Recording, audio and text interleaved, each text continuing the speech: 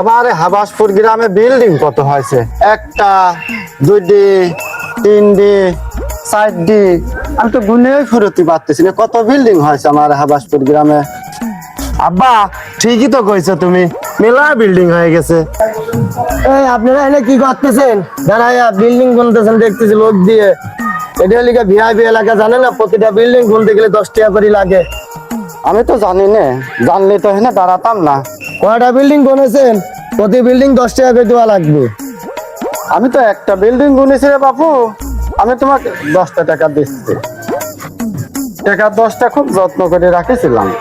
একটা বিল্ডিং গুনে তোমার আমার কাছে তো তোমার 60 করা লাগবে না, প্রতি বিল্ডিং 10 টাকা। তোমাকে বলা হয়েছে না তোমার 60 করা লাগতেছে কিসের?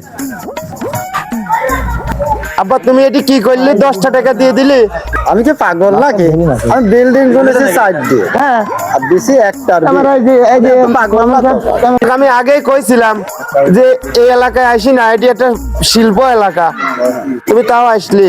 যা, তোমার সাথে আর ঘুরবই না, তুমি বাড়ি চল যাও, আমি একা একাই ঘুরবো, চল যাও। সবাল বুঝলে না রে, আমি 4টি বিল্ডিং গুনিয়ে 1 টাকা দিছি।